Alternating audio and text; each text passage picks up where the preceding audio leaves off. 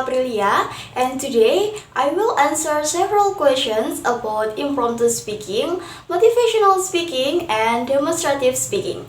After that, I will continue with my motivational speech titled Overcoming Procrastination to Achieve Academic Success. So, let's begin. For the first question, structural frameworks like PREP and 5W1H help impromptu speaking become clearer and more persuasive because they guide our ideas quickly. Meanwhile, demonstrative speaking uses a step-by-step structure, so the focus is on explaining each stage in the correct order.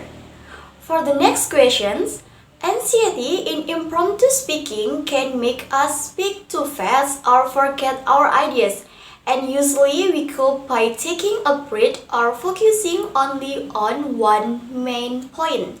In motivational speaking, confidence is built through long-term habits like consistent practice and positive thinking.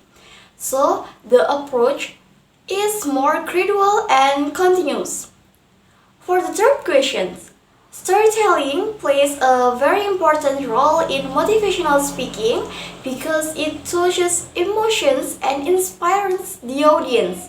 In impromptu speaking, examples are generally shorter and only used to support quick reasoning, not to create emotional impact.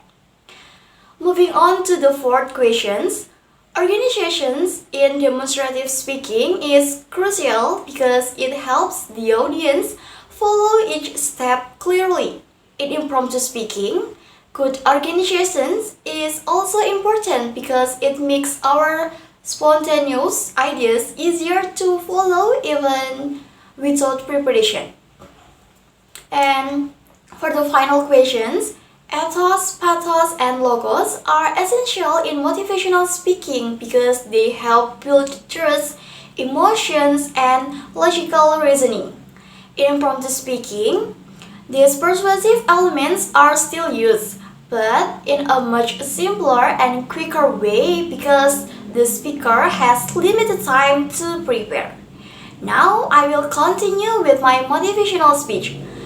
Today I want to talk about something we all struggle with, procrastination. Yes, the habit of delaying things we know we should do. For a long time, procrastination held me back. I kept telling myself, I will do it later. I still have time, or I'm not in the mood. But the truth is, later become never, and not in the mood become a reason to avoid my responsibilities. At one point, I realized something important. Procrastination doesn't take away the thoughts, it only takes away the time. And when the deadlines come closer, stress, anxiety, and panic took over.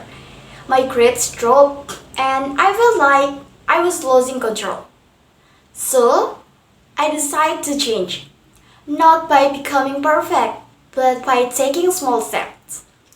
I start breaking my thoughts into smaller pieces. Instead of saying, I will study for 3 hours, I told myself, just study for 10 minutes.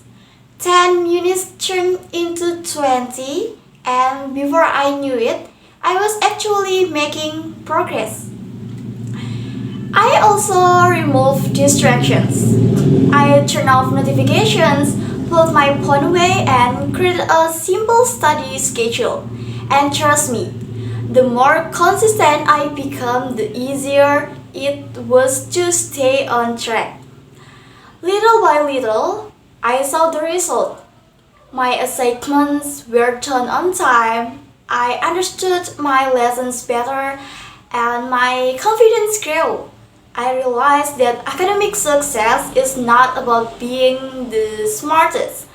It's about being consistent, focused, and willing to start even when you don't feel like it. So, if procrastination is holding you back right now, remember this. You don't need to take a big leap. Just take the first step. Open the book, write one sentence, study for 5 minutes. Because small actions, repeated every day, will create big success.